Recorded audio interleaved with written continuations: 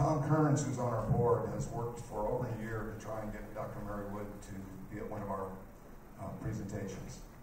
We had a date scheduled.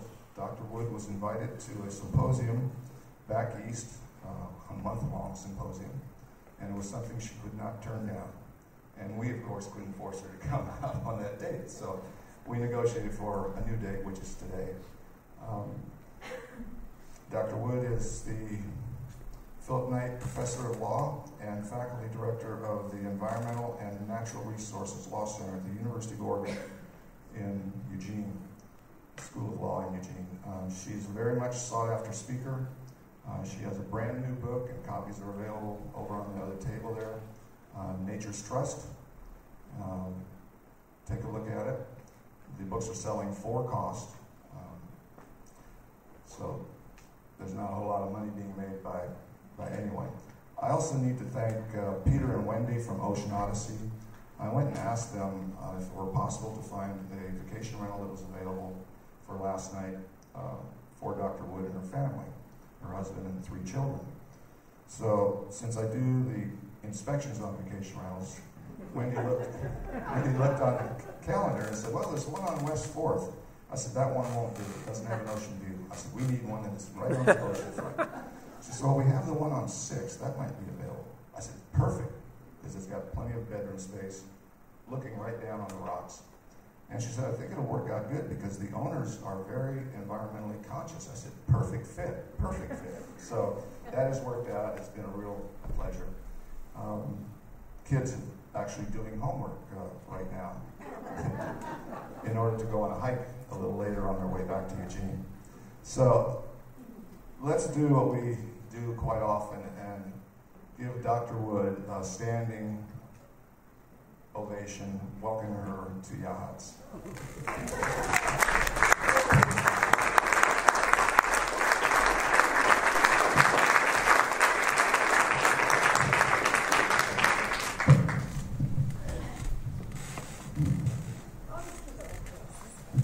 Can everybody hear me? Is this going to work for everybody? Well, I just can't thank you all enough and thank Tom Kearns so much for everything he did to organize this. This might be drooping a bit. Let's see, how do you... Is this going to droop? Yeah, it is. Does anybody know how to screw this in a little tighter? I can hold it? Okay. Yeah, do you know how to do it? Does it screw in a little tighter? You can take it out. No, I'm going to leave it in. Here we go. I'll bet this does it. No, that's for that. It'll work. We'll get it to work. I think this is okay. Yeah, this is much tighter. That's great. Okay. Well, I want to thank Tom Kearns so much for organizing this. It takes a lot of work to organize this, and I want to thank all of you for coming to this today. It's a beautiful day out there, and my kids, back to that house, it's a gorgeous house.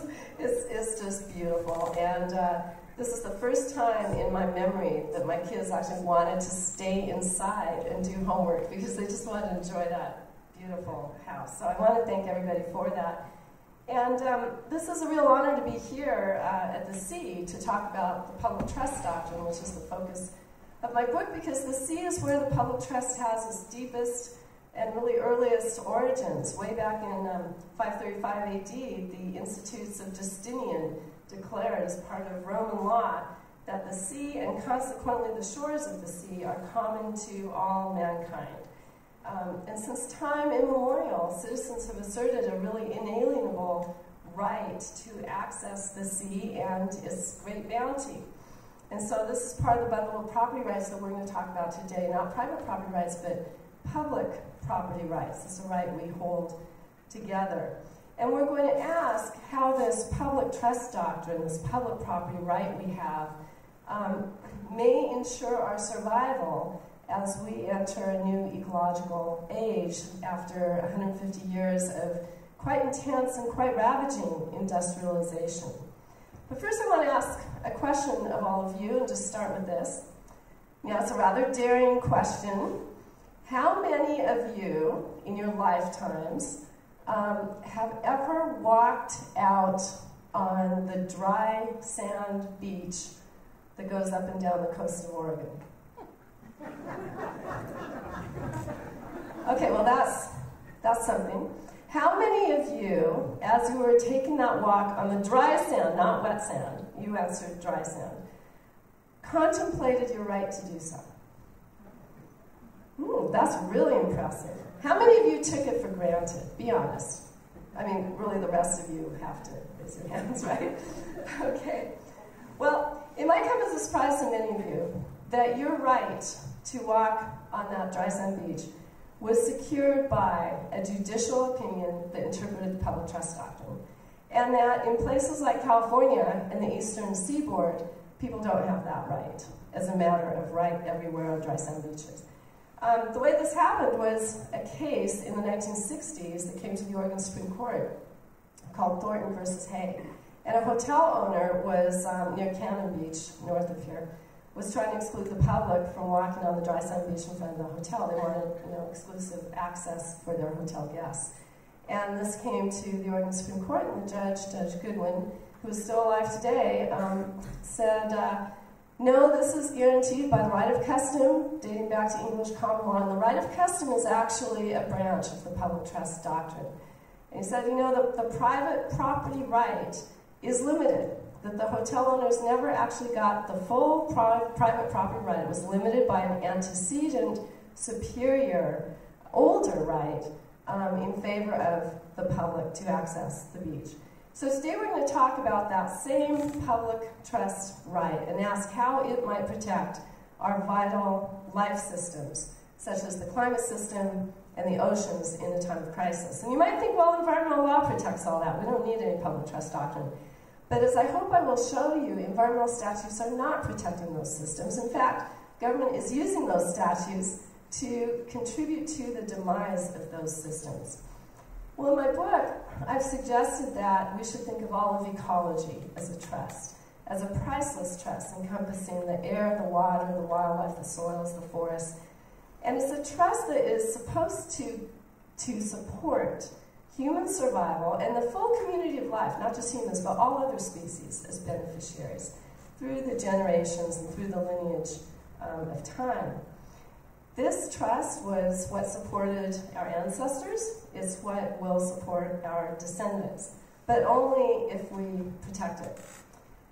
Well, it should really come as no surprise that since the beginning of our legal system, one of the original understandings that was part of the formation of government by the people concerns the people's rights to this essential ecology. So as part of the social contract that the people may make anytime with their government, they never give government the ability to destroy the resources that are paramount to their survival. That would not make any sense at all. And so if you believe in a government by the people, you would probably believe that the power to destroy our survival resources was never granted away.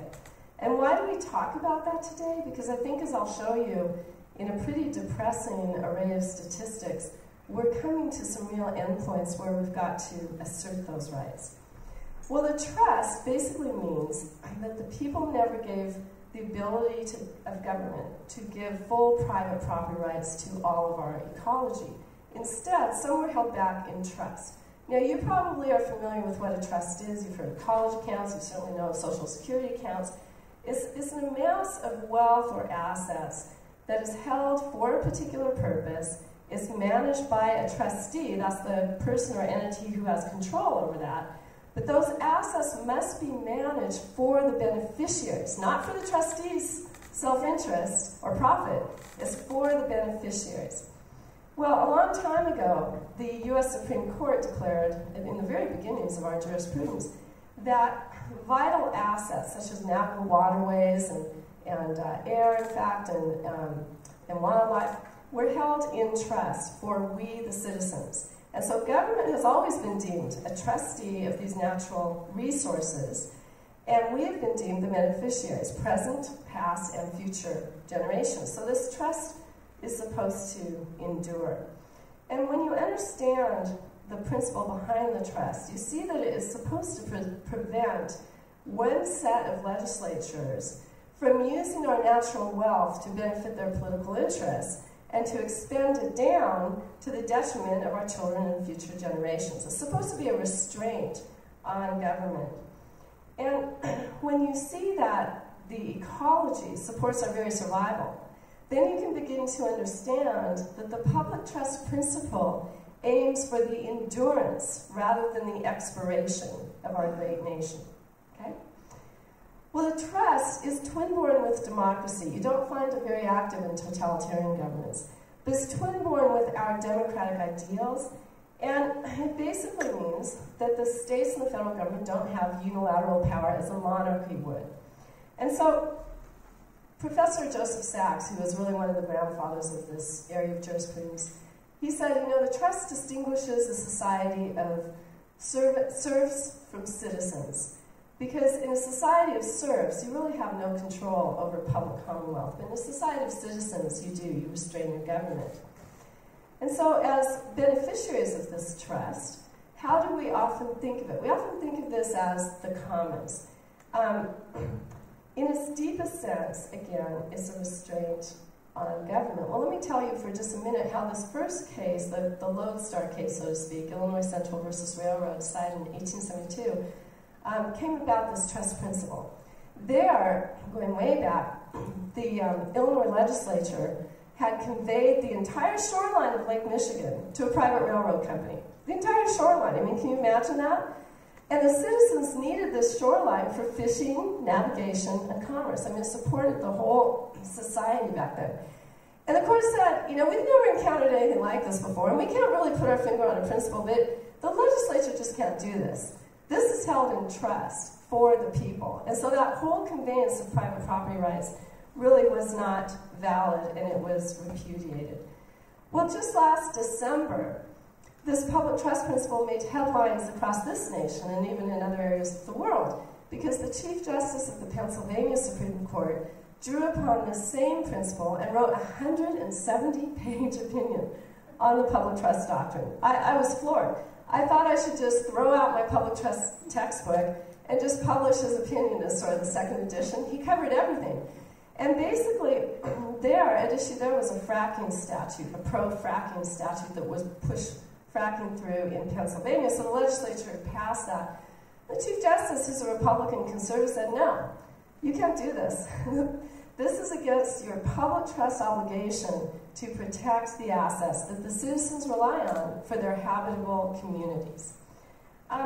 What he said was that the citizens have, and I'm going to quote here, inherent and indefeasible rights, and he was referencing to the Constitution, in essential ecology. He said these rights are of, quote, such great and essential quality as to be ensconced as inviolate. So this represents a basic constitutional right that we've always held and still hold. A lot of professors now are beginning to think of it in that way. Not all, but many are. Well, though this public trust endures and has been significant even in the last year in this one case, it's been altogether lost in the modern system of environmental law. Now, when I talk about environmental law, I'm talking about statutes, and you've all heard of some of them, the Clean Air Act, the Clean Water Act, the Endangered Species Act, the National Environmental Policy Act, all of those. There are dozens in all, and they have basically taken over the legal landscape and have done so for quite some time, for decades. They were passed in the 70s with very good intentions, and after these federal laws were passed, the states often passed their own laws paralleling the federal laws. Well, you can think of nature in its entirety as kind of partitioned out and put into the jurisdiction of all these various agencies that implement these statutes. There's many, many dozens in all across the United States. And if you were to picture this legal landscape in physical terms, my favorite metaphor is just a field of gopher holes that sort of leads into subterranean quicksand. And what these agency officials do is they have to work within the statutes, and they sort of go into these gopher holes and they fall deeply in them, and they get lost in a maze of tunnels of complexity, and they veer further and further away from the actual public trust principle that informed all these laws. The public trust remains at the basis of all of them. And they also get further and further away because of the very, very silent nature of their work from some of the broad ecological realities we've got to face. Well, enormous faith has been put into this system of laws. And I don't think anybody who cares about the environment would advocate throwing these laws out. I certainly don't. But they need more than just the laws. They need a public trust principle infusing how they are carried out. What have they brought us? Consider what environmental law has brought us. I've got a little list here. They brought toxic pollution, nuclear waste, clear-cutting, mountaintop removal, strip mining, wetlands destruction, fracking, deep-sea drilling, species extinction, dried-up rivers, drinking water pollution, ocean acidification, ocean dead zones, climate crisis, and almost indescribable mutilation of landscapes across the United States. Now, we have to be grateful for what these laws did stop. And if you took a snapshot of the law in the 1980s, you might have thought, you know, this is working out okay. It stops the pesticide DDT, which was poisoning eagles. Rivers stopped catching fire as a matter of course anymore. Lead was taken out of gasoline. But despite these successes, the real onslaught to Earth has taken place in the last 30 years. According to the World Resources Institute, in just the last 3 decades, natural ecosystems have declined worldwide by 33%. And in my mind, in many cases, environmental law has not prevented damage, it's hastened it. So we're going to come back to why that is, how that could possibly be in a few moments. But first, we've got to get through some depressing stuff, and that has to do with the reality we face today. And a lot of people say, I don't want to hear depressing stuff about how bad things are. Just don't tell me. And yet I do anyway. And why is that? Because we all need to be jolted with it every now and then. And we need to take one big swallow of this reality to really be inspired to take on what we have to take on. And many people just ignore the reality. I mean, it appears in newspapers, and you can close the newspaper, you can turn off the radio. So let me just talk a bit about some ecological reality. And we'll start with the dying oceans. Now, was that a term you heard growing up? Many of you? I mean, if you talk to my 8-year-olds, they'll say, well, yeah, I've heard it since day 1 of school. But we didn't hear that term, dying oceans, at least I didn't. They didn't exist.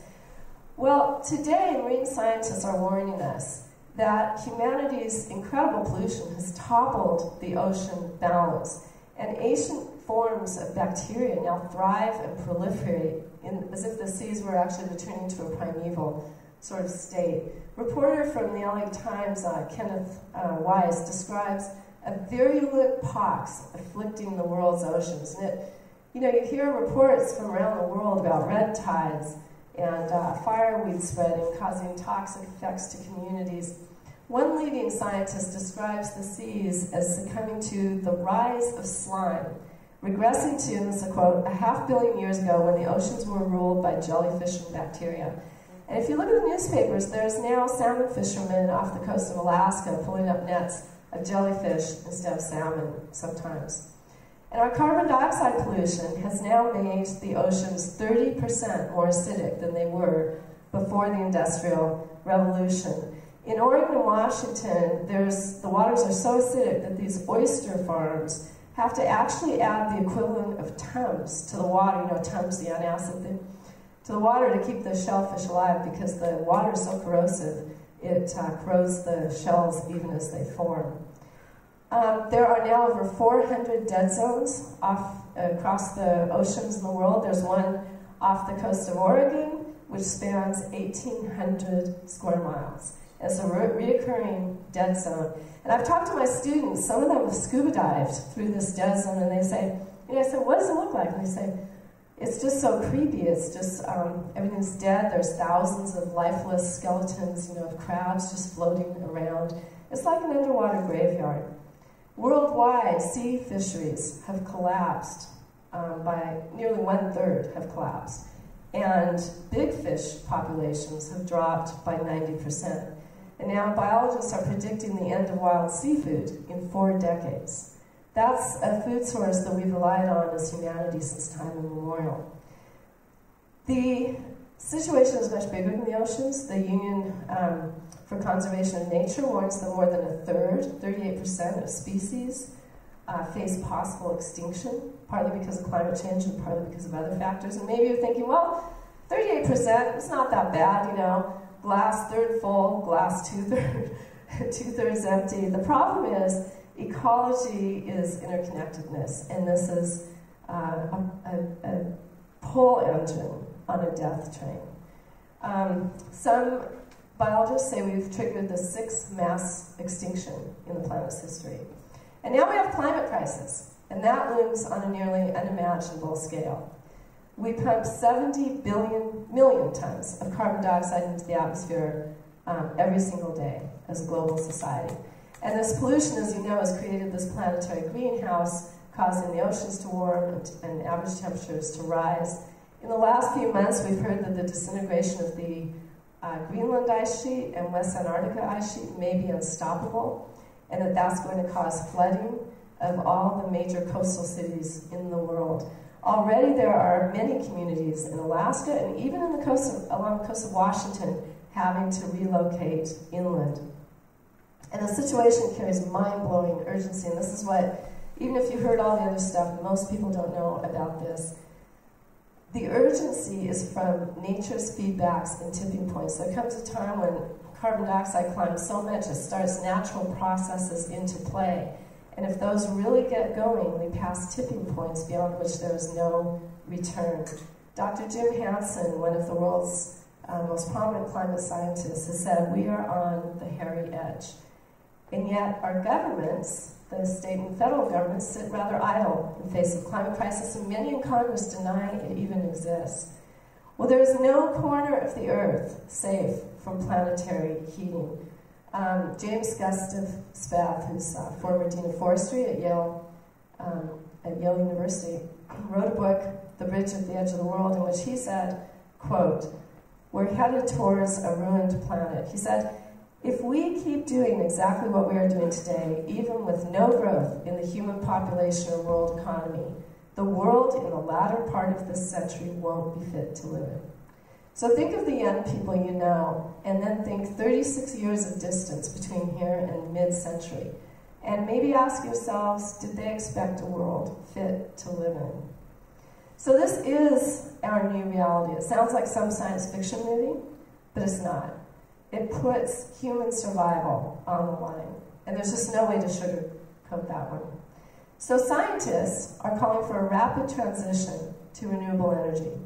And that is very, very promising. And I don't have time to go into why it's so promising, but there's technology, there's economics behind it.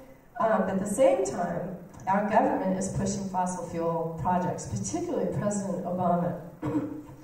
While the scientists are saying leave the bulk of fossil fuels in the ground, they're dangerous.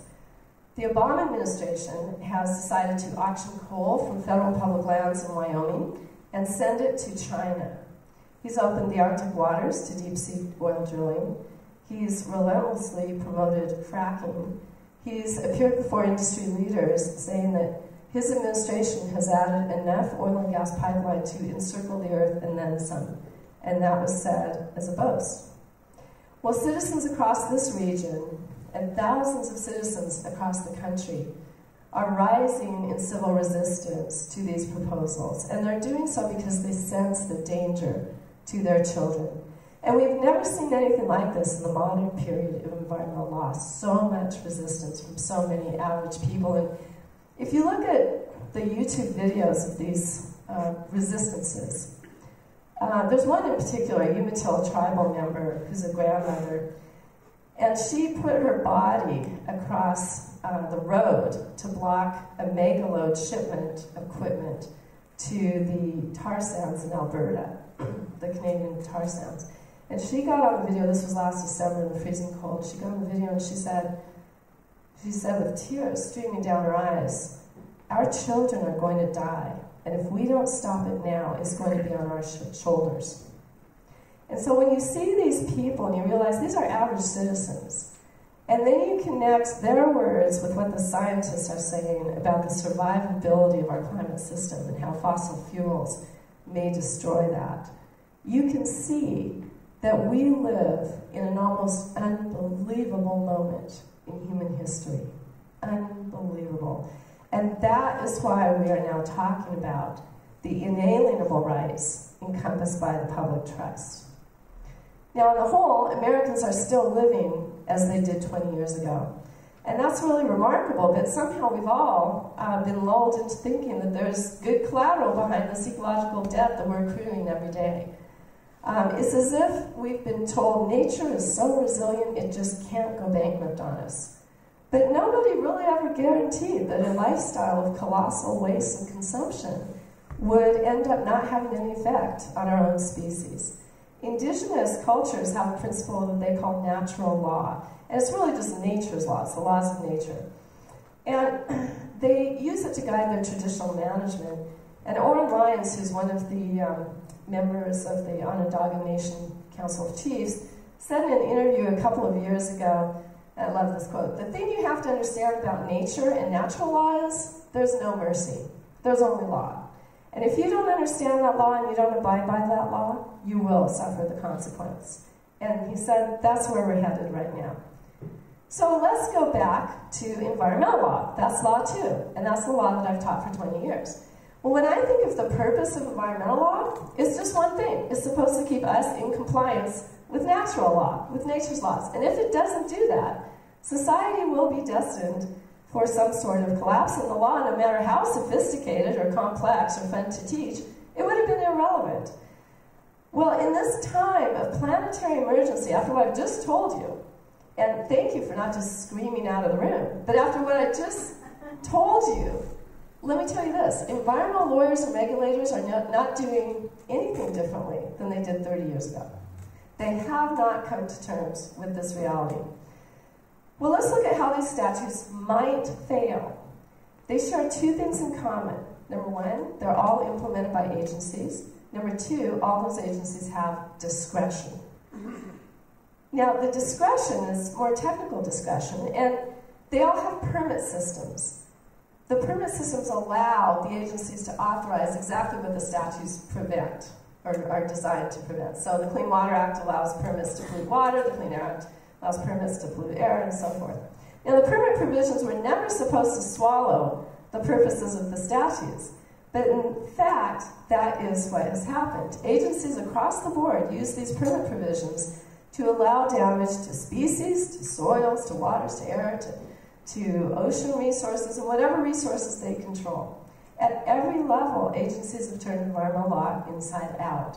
Under the Clean Air Act alone, there are 15,000 permits allowing the poisoning of American airsheds.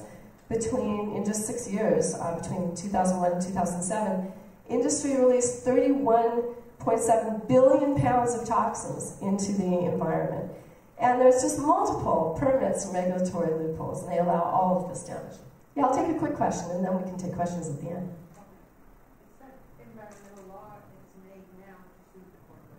And that is part of the problem. And that's why we talk about the public trust. We're going to get to the duty of loyalty in a minute. How many of you have heard of mountaintop removal over in Appalachia? I love this as a demonstration of what's happened under environmental law, because the communities there are under siege from coal mining. And what happens is the coal mining tries to access the deep seams of coal in the mountains. And so what they do is they blow up the mountains, the mountaintops, and then that mountaintop goes into the valleys below. Sometimes, on a given day, in West Virginia, 2,500 tons of explosives detonate. That's on the scale of war. And over the last 30 years, companies have beheaded over 500 mountains of the Appalachian chain.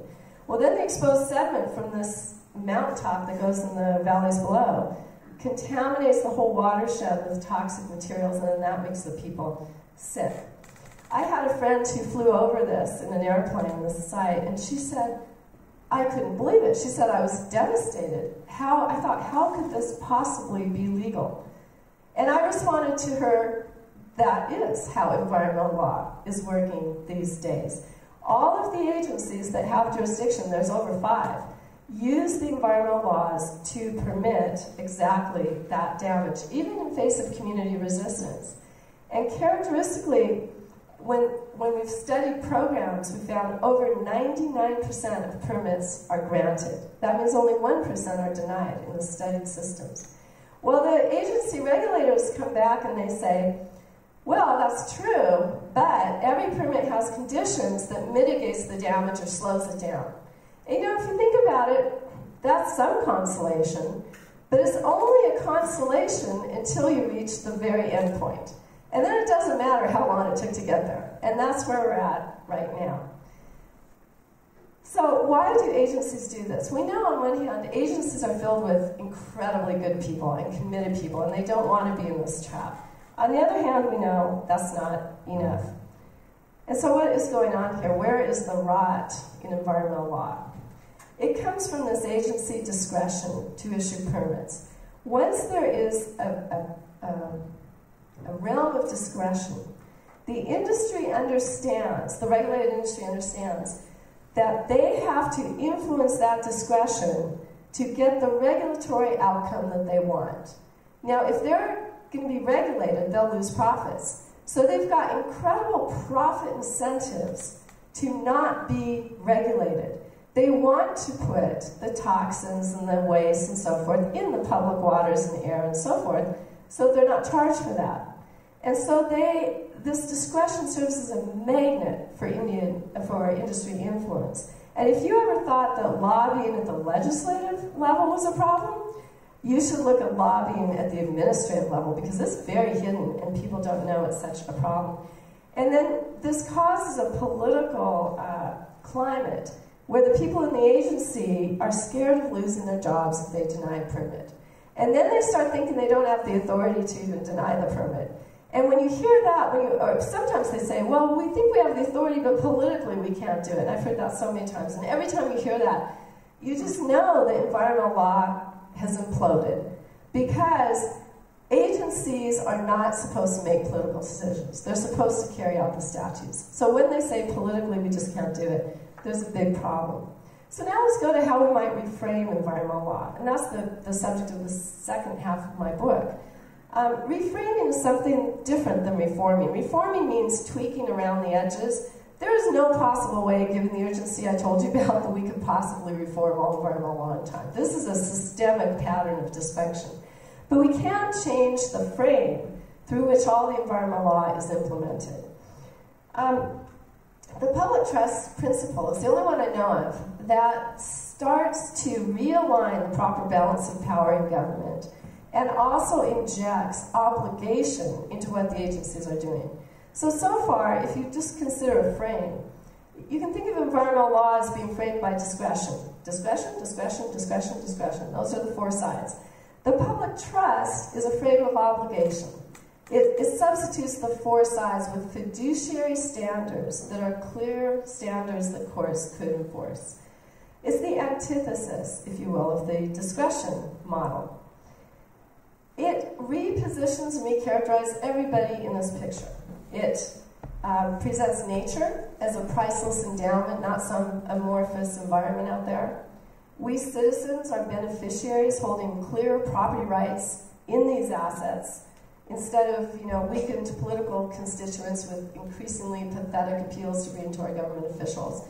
And it views polluters in a different way. Instead of corporate stakeholders that control the political sphere, it views them as despoilers of the public trust.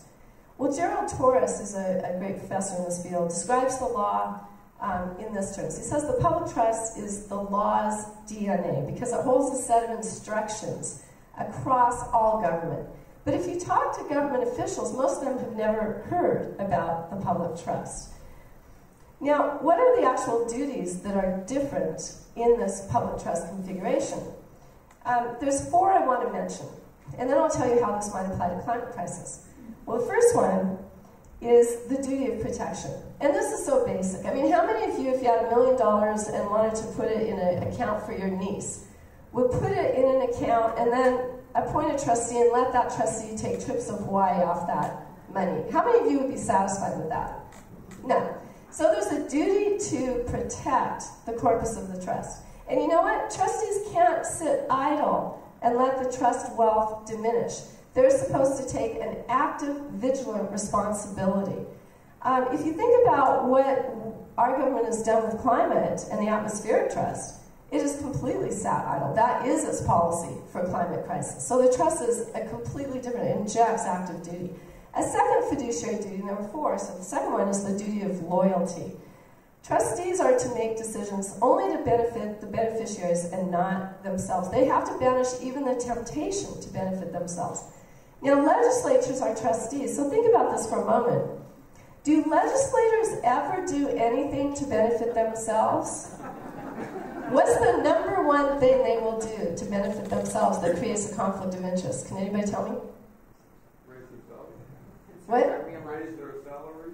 Well, okay, that wasn't on my mind, but that's a good one. What else? Re-election. What about re-election? They take campaign contributions. That is so antithetical to the trust. Can you imagine it? Because they take campaign contributions and then they make decisions to favor the industries that gave them the campaign contributions because they know they want those industries to contribute the next time around. Well, it's not that American culture doesn't get this. It's that it's become institutionalized. But the public trust is a legal fiduciary obligation that would prohibit that in environmental matters. Now you might say, well, has this ever come to light? Well, that opinion I told you about from Pennsylvania, the Chief Justice of the Pennsylvania Supreme Court said the legislature is a trustee, and that trustee is bound by a duty of loyalty. Now, campaign contributions weren't an issue, but he said it right there, so that duty does apply. The third duty, again, we've got 4. The third is to maximize the public benefits of the trust asset. So, of course, it said in the water context that the agencies have to achieve the highest and best use of public resources for society. Now, think about environmental law. Environmental law does the opposite. It just hands out free permits no matter what the use. So, if you're looking for a permit to pollute under the Clean Water Act, they won't distinguish between a permit for, say, a bubblegum facility versus a facility for a life-saving medical device. All are equal. But if you are a society reaching the end point of resources, you have to allocate them as if there was scarcity in the picture. And so we can't just go on issuing permits out for every little use. The public trust requires maximization. And the final one is an interesting one. And again, there's more than this. I just chose 4. The final one, though, should resonate with you because it's to administer the trust for the benefit of the public. I've already told you that. And not for the private gain of any sector of the public, particularly business. So some of the leading public trust cases lately have emphasized this. They've said, you can't manage the trust to benefit a private corporation for its private interest. You have to manage it for the people as a whole. Now, how many times have you heard, say, port officials faced with coal facilities saying, we've got to prove this because it'll create jobs in this industry sector? That is completely antithetical to the public trust rationale. And you can see the public trust rationale kind of makes sense. I mean, we wouldn't argue for lethal government policies just to employ a few more cemetery workers. And that is the purpose. The trust is to endure for the future generations. And so now that we have a little bit on the trust and we know the crisis, let's see about how this might apply to climate crisis. Because that is one of the biggest issues that is not being acted on by our state or federal governments.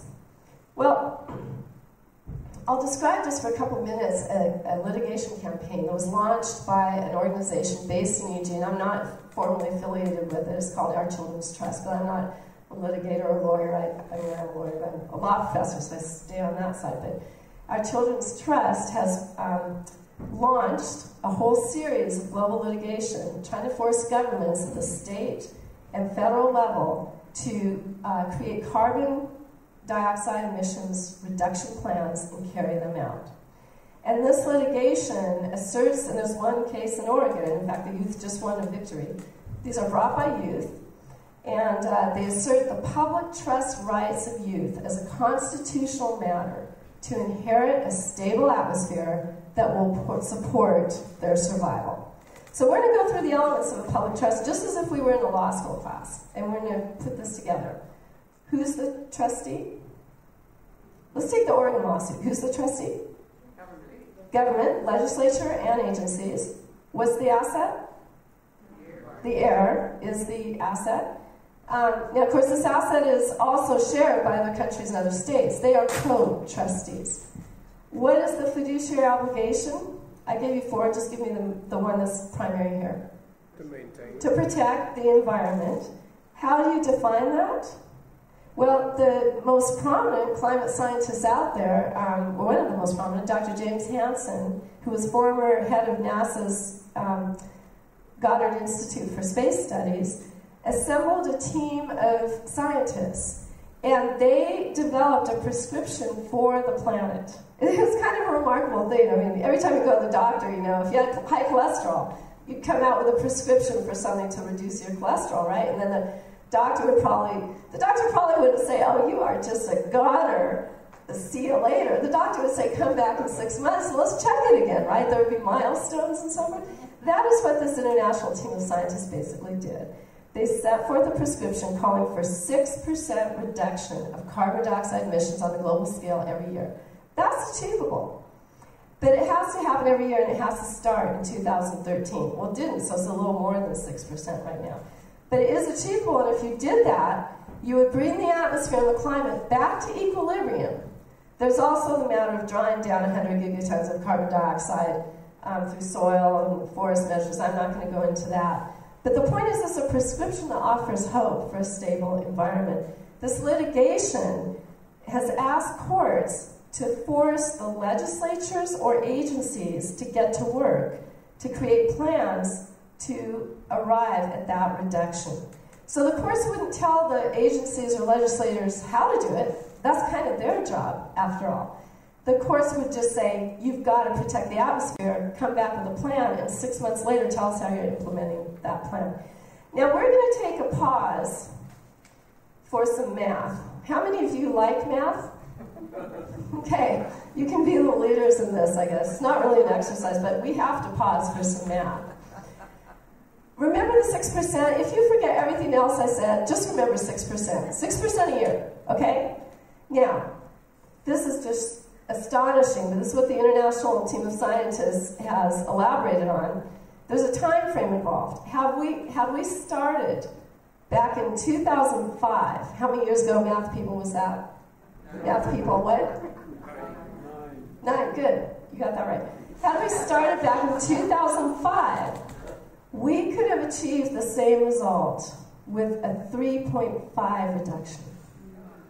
3.5 instead of 6. Now you may say, well, they're all small numbers. They all sound like they're under 10.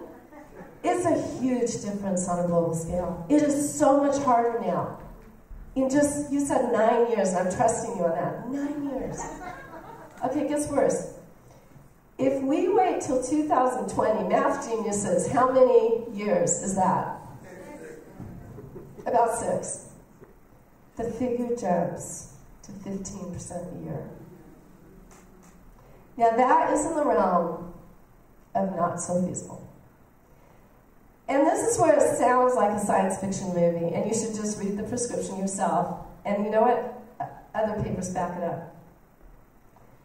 And so it's published, just look at Dr. Hansen, it's PLOS 1, P-L-O-S 1. It's all over my writings and speeches, so you can find it easily.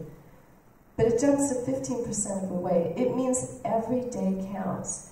And back in 2007, I mean, you might think every day counts, well, I have a tennis match tomorrow. My life doesn't work that fast. But nature does. Remember Oren Lyon's statement, if you don't understand nature, there's no mercy, there's only law. And so it has mind-blowing urgency. Now think of these judges. They get cases all the time. Well, when you consider the severity, the tipping points, the consequences to all foreseeable generations to come if that window slams shut and leaves these children in a heating greenhouse with those tipping points kicking in, these judges have never had a case anything like this. They've got the planet on their docket. And you know, there's only one way they will wake up to that. What do you think it is? If the people wake up. The judges are in a very isolated community, and they need courage to come out with these decisions. Now, can they do it? Judges have required plans from government for 200 years. Of course they can do it. Do they have the courage to do it? So far the judges have said, climate, no, that's not my job, that's the legislator's job. Well, of course it's the legislator's job. They're not doing it. Now in Oregon, there was a victory handed to the plaintiffs. The Oregon Court of Appeals, just 2 months ago, told the trial court judge he was wrong to dismiss their case. He has to go back and he has to take this claim seriously. Now that's not, a complete victory showing a plan because it's got to go back to the trial court now. But it is very big. Now let's wrap up in a few more minutes and then we'll have some conversation. And in these last few minutes, I'd just like to always address how we citizens can use our talent and time and energy and the time we have by counseling those tennis games even to respond to this incredible situation. And I hear in Yachats, the City Council has passed a goal, a formal goal, to foster 7th generation thinking. That is wonderful. That is the trust. That is the trust. But how wonderful. And you may say, oh, it's just a goal, it's just on paper. No, it's a start. So what we're going to do is maybe build on that. And I'm going to suggest some things citizens might do. And I've tried to think of 5 things. I mean, of course, I could think of 10, but we don't have time. So I thought 5 things, and they all start with a C. Tried really hard to make them all start with the same letter. There's nothing special about C, but let's start with citizenship. This is absolutely the time citizens need to engage their government and change the frame. Government heard a lot about the private property rights movement, a couple decades ago. This is the public property rights movement. Changing the frame makes a difference. Citizenship makes a difference. As someone once said, democracy is not a spectator sport. We need to actively engage our government, local, state, federal, every single step of the way. And you notice I said interaction. So many citizens today are passive. We need to meet the legislators. We need to write letters to the editor because they read those. We need to encourage people to run for office, in fact. Now, what is the most crucial concern facing this region? It's an incredible threat to this region. At the same time, it affords incredible promise for the globe. It's the fossil fuel export proposals, all up and down the coast. How many of you have heard of these? I'm surprised many of you haven't. So over 12 proposals for huge fossil fuel export facilities have been made for the coast of Oregon and Washington. These are for liquefied natural gas, coal export, and oil export. Now, the Pacific Northwest has been targeted by the global fossil fuel industry as the export gateway for huge amounts of fossil fuels. Recall, the scientists say we have to leave most fossil fuels in the ground. And so what this means is that the Pacific Northwest holds this incredible lever over global fossil fuel investment and policy. And you know the decision makers on this? It's not just Obama. It's your local port officials. I mean, they've never seen anything like this. They weren't elected to make global climate policy, but that's what they're doing. It's the State Department of Lands, which just recently, a few days ago or a week ago, denied a permit for a major coal facility. It's the Department of Transportation. Do they study climate policy? No. It's the Department of Environmental Quality. They should know more about climate policy. It's your local decision makers. Can citizens make a difference? Thousands.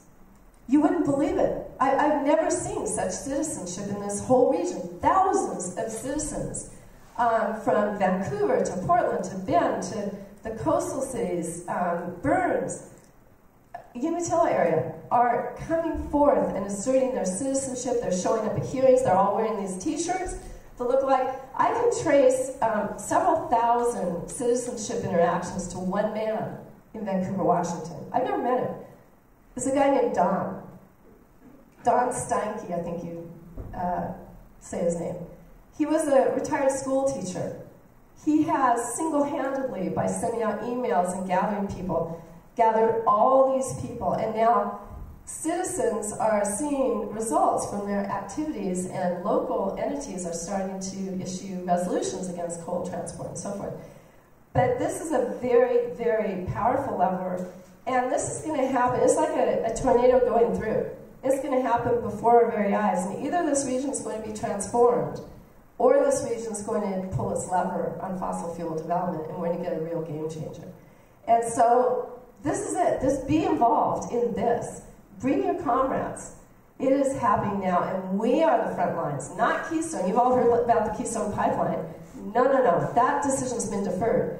People who are in the know say the Pacific Northwest and the coastal communities in particular, we are the front lines in the fossil fuel development. The second, I said there were 5, the second, these next ones will go fairly rapidly. The second involves community.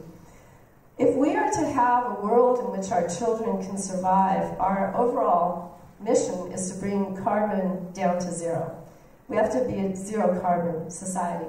And that means in every single community, we have to basically relocalize all of our systems, our transportation systems, our energy distribution systems, our food systems. This is a war effort. It's global atmospheric defense.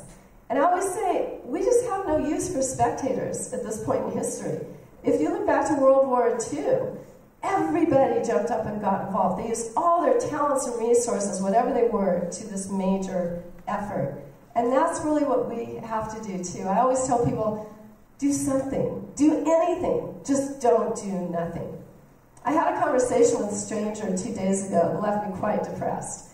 She said she was kind of bored, so she was going to go home and play this computer fantasy football game. And she's with a whole group of people, and they spend all of their free time playing this fantasy football game on the computer.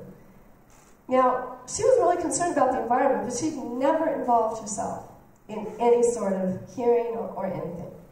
So we just don't have the luxury of that time. The third area is consumption. More and more people are facing the fact that our consumer culture must die if we are to live.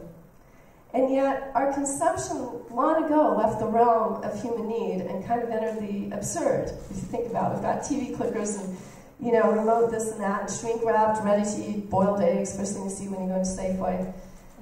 We Americans produce, our economy vomits waste on a daily basis. We're inebriated with materialism.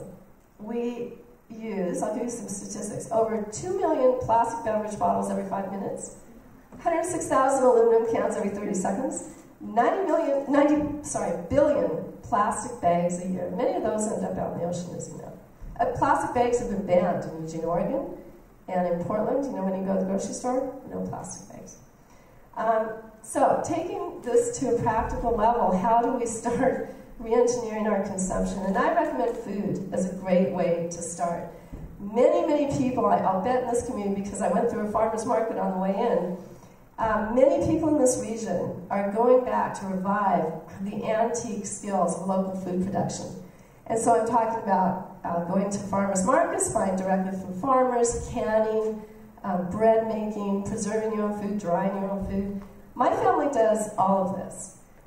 We love it. There's no better way to raise kids as far as I'm concerned. It is a blast. And my favorite thing, in case any of you are interested later, is the root silo, which just hasn't caught on, but I keep telling people about it. The root silo, where you can store roots over the winter, is absolutely phenomenal. You can put a carrot in on Halloween and take it out on Memorial Day. And it is just as fabulously fresh as when you put it in. So this is the kind of excitement that we need to involve ourselves in and just give up a lot of packaging and relocalize. To do this, we have to change our relationship with time, of course. It takes time to do this.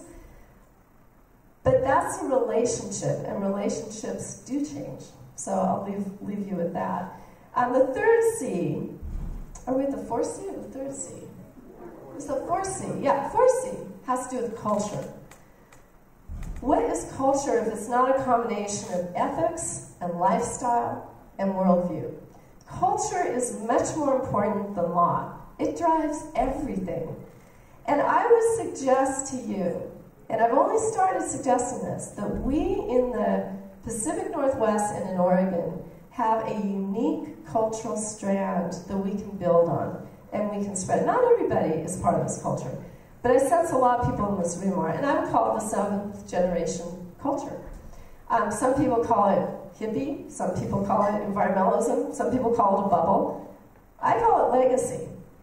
And I'm a fourth-generation Oregonian. It's the legacy, it's the feeling that you've been privileged to enjoy these incredible gifts of nature, and you want your children and grandchildren to do the same. So we have to spread that culture, and I just don't see many things focusing on it. Not many books, not many songs. I mean, you can think of Paving Over Paradise maybe, or This Land Is Your Land, but this is a cultural celebration that we can get going, and we have to turn up the volume on it so that it reaches other parts of America and other countries. And then the final, and we'll end with this, is children. Starts with the C. We are in a different reality, and yet we are raising our children as if they're living in the 80s, and they're not. When I speak to groups like this, I don't see many parents of young children. I see a lot of grandparents. That's great. Where are the parents? We know where they are. They're in the soccer games. Parents are frazzled today, taking their kids around to this and that activity, and they are doing so out of love. They love their children just as much as prior generations loved their children, but they're raising them in a way that is completely unsuited to the reality of today. It's very carbon intensive, and what the children really need is for the parents to start saving their habitat. Children also need to know how to engage in citizenship. How many kids do you see going to city council, writing a letter to the editor, making a speech? How many of you seen that? Well, in Eugene, Oregon, let me tell you, kids made a huge difference last month. Last month, Eugene became the first city in the entire country to pass a climate ordinance. And you know why they did it? Kids. They were organized by Our Children's Trust. Kids showed up month after month after month after month and testified in front of city council. And the mayor was a former teacher. And the kids have this little, alarm clock, so they have 3 minutes. And boy, they stick to that. And they're great. And the city council could not ignore the moral authority that just came through in those presentations. So children and citizenship. I'm going to end just by saying that we live in a purposeful time. That all of us has really been born, each one of us has been born into this time where we are quite literally planetary heroes. This is not a matter for the next generation. It's going to happen in this time when we're all on this earth, alive together. And so we can't let that moment slip by. And many people do, because they think the problems of the world are so great, I can't solve it all. People think they have to solve the entire problem. And then because they can't, they go into a depression mode and they just hide under a table at Starbucks and drink coffee all day and play these fantasy, football games. Here's what people who inspire others are saying. They're saying, just find your talent and apply that to whatever's in your reach. And here's a great quote. Ours is not the task of fixing the entire world at once, but of stretching out to mend the part of the world that is within our reach. So I encourage all of us to find the talent within our reach, to apply it, and then bring your friends and family into that endeavor. And I can tell you that people all over the world are rising in this moment. They're rising from everywhere. And as we leave this room today in concert with seventh generation thinking, I would ask that we all assert not the power of life, but the trust of life. So I'll end my remarks there, and I'd be happy to take questions and then comments too. Thank you very much.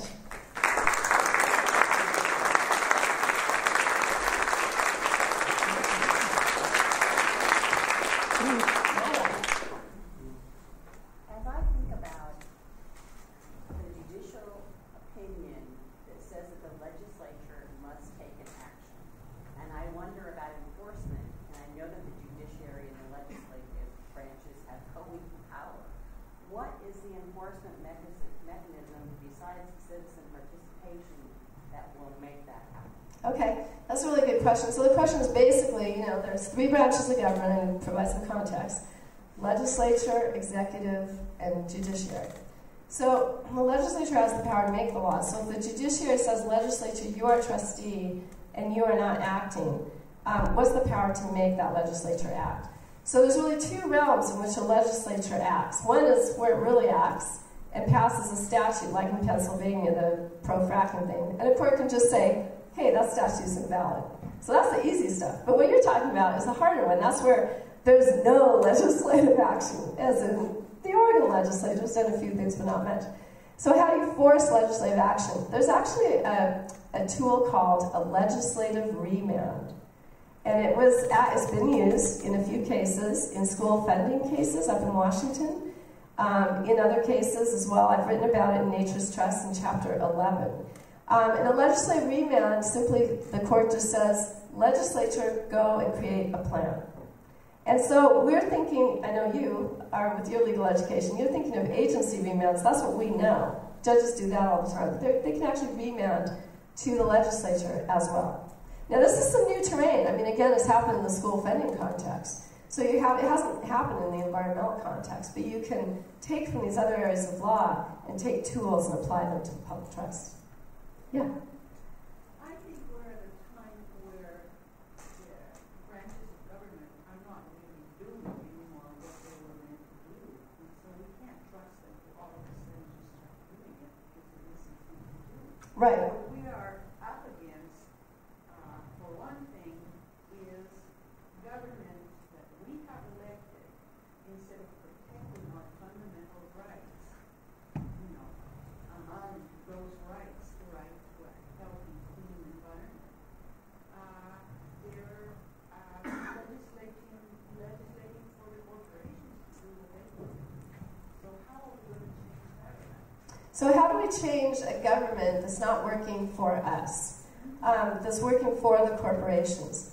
So I have 3 responses to that, and all are pretty short.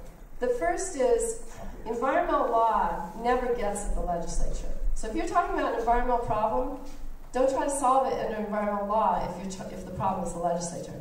Because the legislature passes environmental law.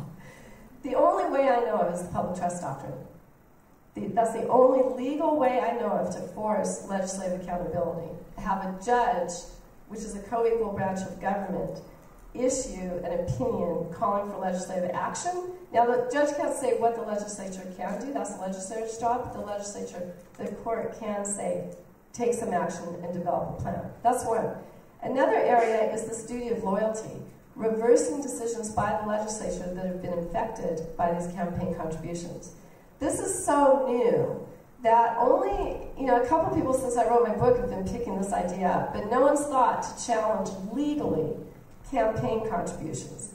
We know you can't challenge them, the making of them, because apparently corporations have a constitutional right to make campaign contributions. So I've tried to come around the back door.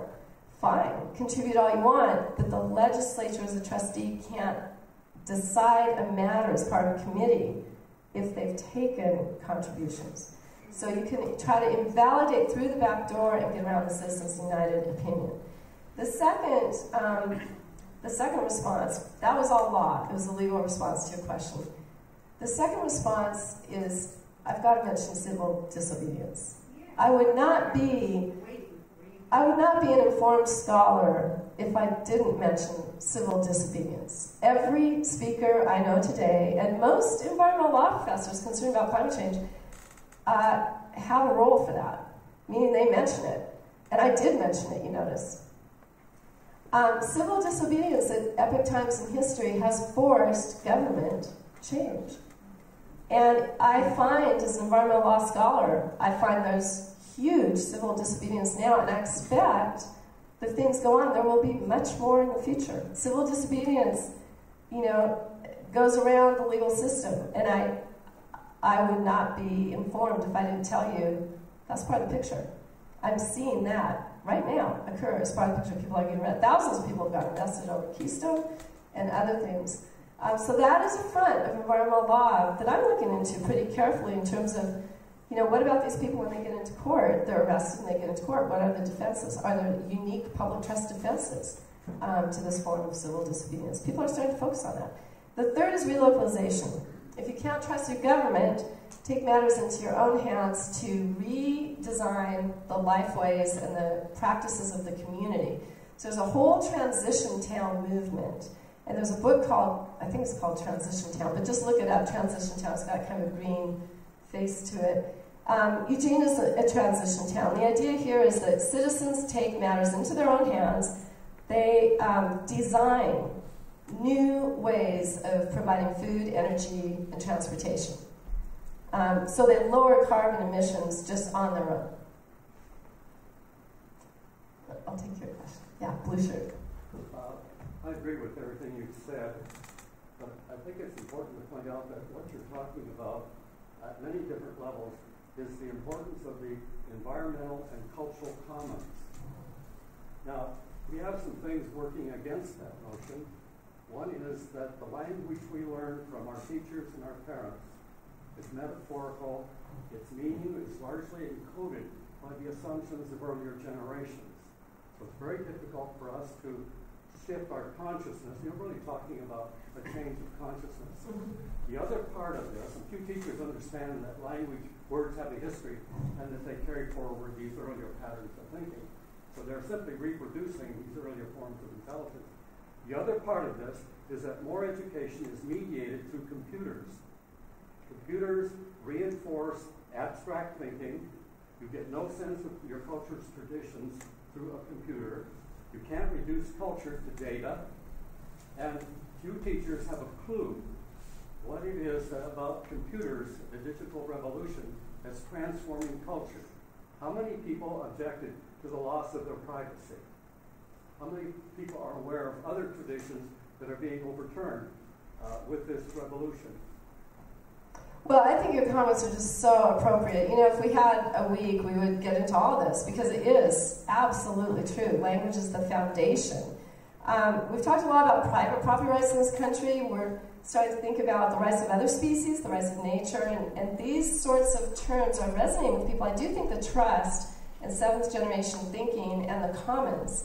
Now, the commons isn't a legal term to describe what I've described, actually, but it is the term that people associate. So I actually use that term quite a bit, the commons, because then people say, oh yeah, I get it. You know, I have a right to the ocean, the air, the climate.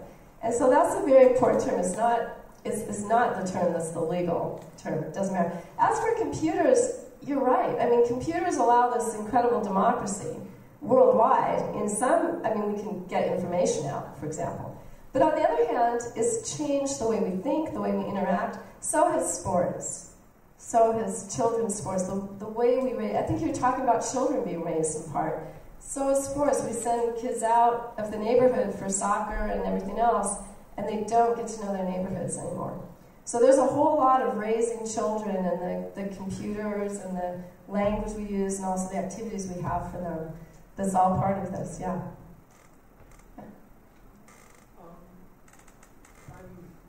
thinking about the children part of things you talked there. I'm looking at the audience. Our average age is over 50. We're grandparents, or even great-grandparents. And my sense is that we have some opportunity to create the lifestyle, temporarily at least, for those grandchildren when they visit or when we visit them. It demonstrates what we're talking about. And I think so many of us miss that opportunity because we try to fit in with whatever and whatever. So what if the computers just didn't work when they were here? Or the TV. You know, or if we did make it a point to do a walk every day when they were here. I know Sloan has very limited means, but I think if we were really creative and intentional about it, we could have a lot of leverage. I just love that comment. I just have to thank you for it. I think that is such an opportunity for grandparents. You know, my house doesn't have a TV, and I just look at the kids that didn't grow up with TVs, or TV service, I guess. You have to sign up for, I don't even know how to sign up for it, frankly. But anyway, you look at those children, and they have more independent minds, and they're working on productive things. What if the grandparents on the visits didn't just go to the mall? And what if they went blackberry picking? And what if on that I'm saying blackberries because I think they might still be ripe, although I don't know. What if you say on that blackberry picking excursion, this is foraging, this is what our family's done for generations. I can guarantee those kids, there's one thing a kid loves, and I don't know any kid that doesn't, and that is foraging and creating their own food supply. It is something so exciting to little kids. So a garden, a forage, a fishing trip, whatever, or canning. This is part of the culture that we must spread. And first we have to learn how to do it ourselves. I told you that our family does all this. I can tell you it's a little scary, first canned tomatoes. I made my husband eat them first, and we waited 4 days. So it's a little scary, but then once you get it, we can everything. Everything. And yesterday, my son, my 16-year-old, when you get into high school, you have all these peer influences. And so he was at this push-up contest for his school track team. And someone didn't show up to the push-up contest. And I said, well, why didn't, this kid show up? And he said, well, rumor was his mother was canning and needed help canning tomatoes. And so and that was perfectly acceptable. In other words, among the teammates, that was a pretty good reason for not showing up. Culture can spread. It's phenomenal. My niece called me from Boise, Idaho the other day. She said, you are not going to believe everything you do is so cool in my high school. And I said, really? And she said, yeah, the chickens, the canning, everything. But the most cool thing is the thrift store. So my family shops, we get our clothes at a thrift store. And here's a 16-year-old that spent her life in malls. And her circle of friends will not go to a mall. They go to thrift stores. How cool is that? So this can spread. It's a great comment. Yeah, so as part of Team Young People, the graduate student over at Oregon State University Environmental Resource. Well, first of all, I really appreciated the end of your talk on what can actually be done. But what I noticed is the hope of many of my classmates and the dream is you can find a job that does impactful, meaningful work, and you still have your free time. And yet, in your 5 C's, what I saw instead was nothing about your actual work. And yet, the citizenship part is giving up huge amounts of your free time. And there's a huge disconnect with students who want and are willing to work to do change for the better in the 7th generation way, but they can't find the job to do that. They're not willing to give up their free time. Well, that's a really good point. And I'm going to address it head on. I don't think youth have a lot of time. And so it's incumbent on people who are retired and have more time, and parents have a lot of time to structure for young children. But you're not talking about very young children. No. Yeah, and so one thing you can do is in your job, you can focus your job on this problem if it's within your reach. So remember I said take what's within your reach. What's within your reach is a function of where you're at, what job you have, what time you have. There may be some instances where nothing's in your particular reach because of the job you have, and I get that. But maybe, here's where I fall back on small talk. Do you know the power of small talk? Small talk takes no time at all. Now there's many studies that say a person has to hear something 6 times before it sinks in. I've done a little personal assessment, and that's true for me. I dismiss ideas until I hear them the 6th time. Do you know that in small talk, you can, in the grocery store line, if you still go to the grocery store, or wherever, you can drop things about climate crisis. Now that is an amazing power that takes no time at all. And don't dismiss it. In the grocery line, if I'm in another city, I say, well, I don't want a plastic bag. Everybody hears this. Because in Eugene, Oregon, we banned them. You know about the big plastic island between California and Hawaii, don't you? And so while the checker's doing that work, everybody listens to it. That's incredibly powerful. So that's I get your comment. Now, one of the things, where you're in the public, taking over, the Oregon legislature this last session, they turned down, there was an effort to get GMOs, labeling. But in the public trust, we, as the public trust in the state of Oregon, have said, well, legislature, you kind of goofed up. We want this. And now it's, enough people put it, it's on the ballot, and it's looking like it's going. And so, that's an example where public trust to step forward and... Well, GMOs is a really good example. In fact, and so what's within my reach is the law. So in my book, I actually, in the private property rights chapter 14, which you might want to look at, I address GMOs. And the idea that you can have a patent on seeds. Because I think it's problematic. Seeds are part human intervention, but part nature. They're a natural resource in part.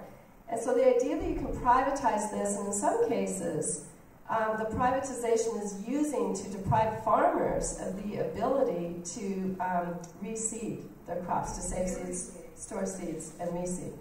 And so I directly challenged that. The trust, one person told me that, the trust frame is a frame. It's not a little thing, it's a frame. And so once you get it, it actually starts taking down a whole lot of assumptions down there, not just one or two. It changes the entire approach. And so I'm glad you connected the public trust to the GMOs. That's what I had connected to. Yeah? Would you just, it's a whole huge can of worms, but would you just talk a little bit about water rights? Okay, water rights. I'd love to talk about water rights. The principles I mentioned, do you remember I said there were four that I would mention, 4 fiduciary principles. And you all sort of took note of those, because those are a lot different than how things are going right now under environmental law. Those all came from water cases. So water is a public trust. Now, not all states have an opinion declaring water a public trust, but nearly all courts that have looked at it declare water as a public trust. And so it just obviously is a public trust asset. And the Supreme Court of Hawaii, in particular, has rendered a decision, several decisions, that iterate all the fiduciary duties associated with water. And so remember that one, so a lot of what I said came from that opinion. Remember that one duty where you cannot use a public resource to benefit just a private entity? If you're a sugar plantation in Hawaii, or I guess, no, maybe not sugar, pineapple, whatever, in Hawaii, and you want a water right, you have to show that that water right will benefit the public as a whole. It's a very high burden. There's a presumption against giving any rights to public resources that would inure to the primary benefit of a private party. So that kind of makes sense, but it's not anywhere in environmental law statutes. It's all from water law as a public trust asset. But aren't the major aquifers in this country, there are 3 or 4 major aquifers, aren't they owned by people from other places? Yeah, okay, so groundwater is different from surface water. The Supreme Court of Hawaii said that all water is in public trust. Even if there's a private owner owning the land, the groundwater is in public trust. And other cases have come out that way too. Not all, but many others. And I predict, of course, all will eventually, because the public needs these underground aquifers. And so the question is, these bottling facilities come in, corporations come in, and want to extract all the water in these wells and bottle them up. That would be against the public trust. That would just violate the principle I just told you about. And it would also not protect the resource for the future. So that would be kind of a cookie cutter application of the public trust. Has it been applied that way?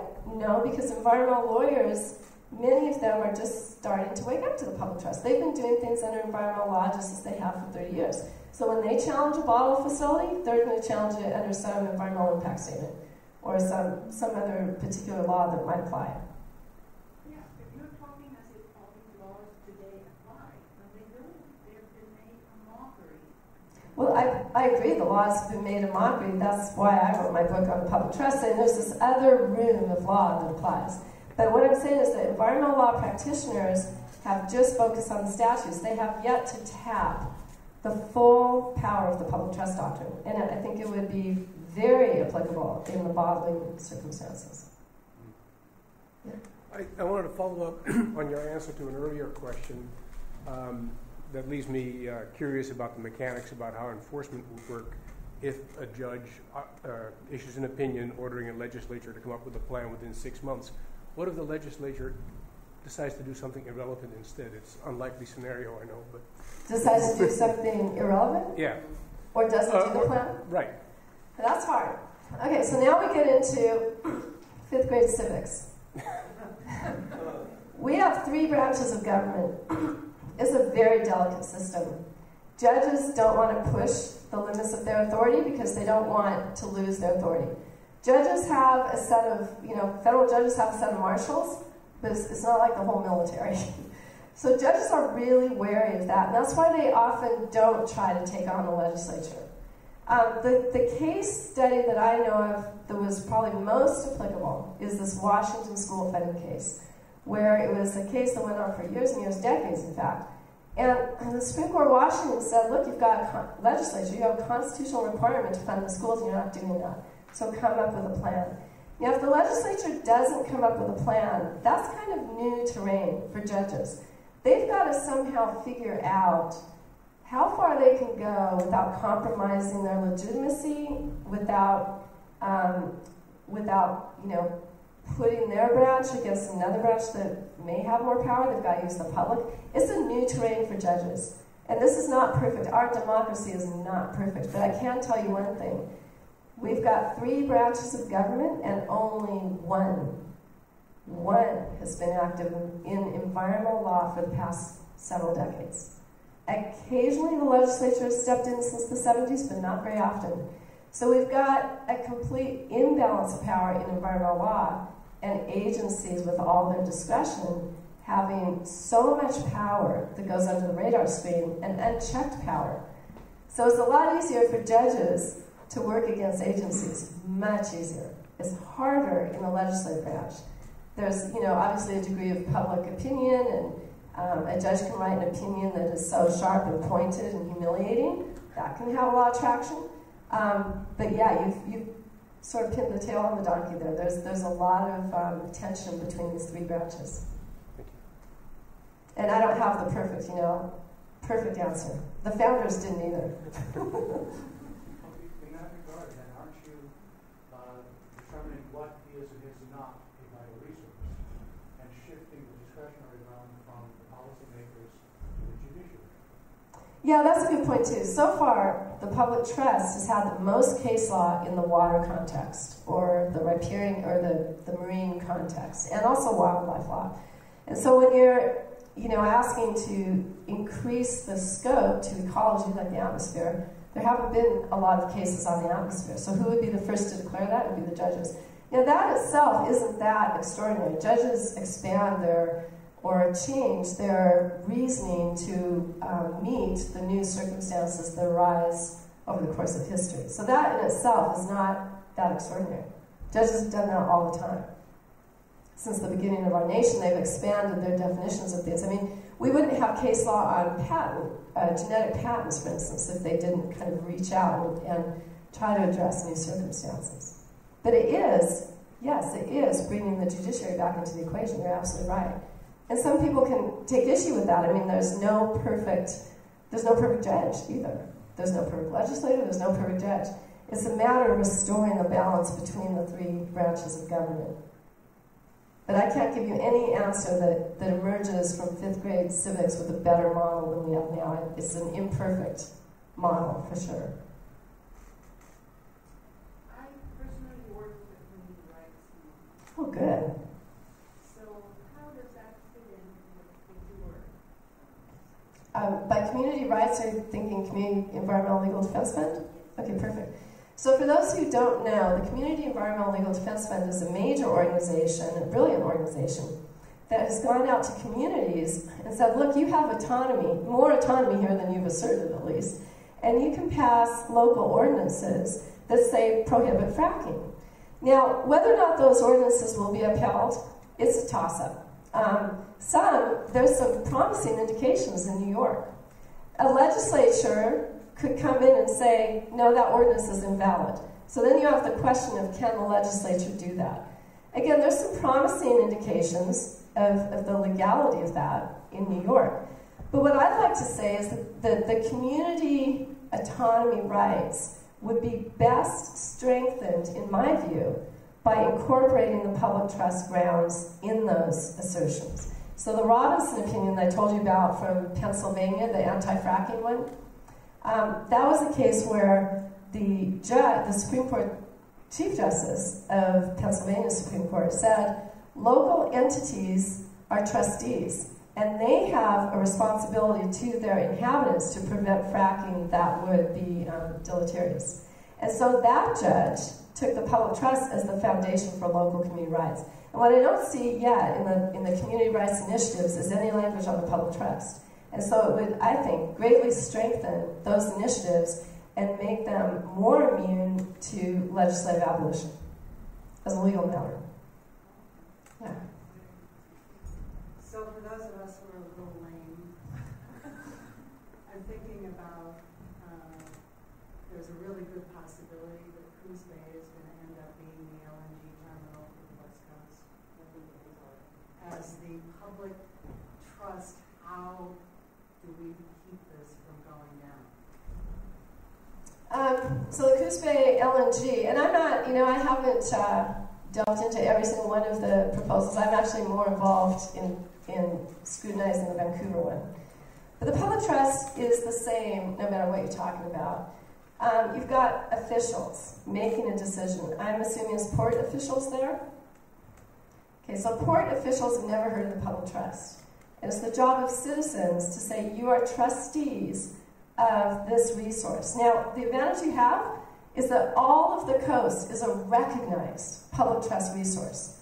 You're not trying to apply it to some groundwater aquifer or some unknown species or the atmosphere. This is solid public trust land. But the decision makers don't know that they're public trustees. So there's only two ways to fight these kinds of proposals. Well, there's three ways. There's the standard citizen democracy, and by taking the trust and changing the frame, that may actually change the mentality of how people are thinking about this.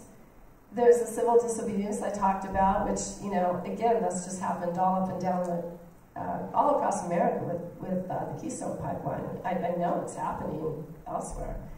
And then the third is the legal challenge. So a legal challenge based on public trust grounds, I think, would be a very compelling challenge. Because the public trust, as I say, all these proposals you've heard about have been challenged under statutory law, but not under the public trust. And if you just take those fiduciary duties I told you about, those seem to address the circumstances. Now, the big thing as far as the LNG thing in Coos Bay area is, I assume public safety is a public trust. Well, it isn't. I mean, the public trust is the wealth of the natural assets. So it would be the port, it's the actual resources of the port. But aren't we a natural? Okay, so let me get to this. So the beneficiaries have interests in the resource. I just want to make sure I'm being very clear here. So the asset is the resource. That would be the waters, the fish, the land. Right. Okay. The beneficiaries are all of you, and your interests include public safety. But they also include recreation. They include aesthetics. They include all sorts of things. They also include economic interests, but as I told you, the public trust, at least from the Supreme Court of Hawaii, doesn't allow the primary benefit to accrue to a private corporation. So when you're talking about safety, it's one of the beneficiaries' interests. Yes, absolutely. That's one of the primary ones. Because in this case, if that facility blew up, North Bend would cease to exist. Well, talk about the oil trains coming through in Vancouver, too. Yeah. There have been, 4 major oil train explosions? Right. So that's a big concern. Right. Yeah. And I don't know if you have the kind of citizen involvement going on in Coos Bay that Don Steinke guy, who I told you about, has going on in Vancouver. He has thousands of people showing up at these hearings in T-shirts. It is utterly remarkable what one person can do with an email list. Well, should we think about wrapping up? Maybe one more question? I just have a couple comments. Okay. The idea that we have so many gray and white-haired people in this room, I think that we have a tremendous amount of power, not only because we have time, but it looks very bad to beat up old people in some of this situation. I mean, you commented on the woman who was how old? She was a tribal grandmother. Exactly. And it looked bad to Yes. have her arrested. Yes. Very bad. So I'd like us to recognize that power. Okay, it's what we have left. We're kind of decrepit, but it looks really bad to me. Okay. And secondly, we talked about computers a little bit. Oregon Quarterly is a magazine that is for the alumni of the University of Oregon, and there's a marvelous article in the current edition that features Professor Wood and this discussion. So if you just Google Oregon Quarterly, you can find the article, and you can share it with your friends or Or judges. Yeah, that's right. That's just another resource. That's great, Natalie. Yeah, those kinds of things, that kind of press on the public trust goes so far. And if it permeates the culture, that can change the frames of the mind frames of the decision makers. It's a big, big point. The other guy I wanted to mention was a 60-some-year-old father, grandfather, who I actually met. I interviewed him. He chained himself to an axle in a freezing December night to a megalo the night before the Umatilla grandmother put her body across the road. And he just stayed chained there. And I said, well, what's your background? Well, he was a former agency official. He said, I just did this for my children. He'd never been really active in anything like you would expect. I mean, he wasn't part of the firsters who chained themselves to trees decades back. So what I want to say is that average citizens are, that's why we would be remiss to not mention this really growing resistance. It's part of the picture. And we're also the biggest demographic right now. That's true too. Well, Nyla, thank you, and thank you all so much for your attention and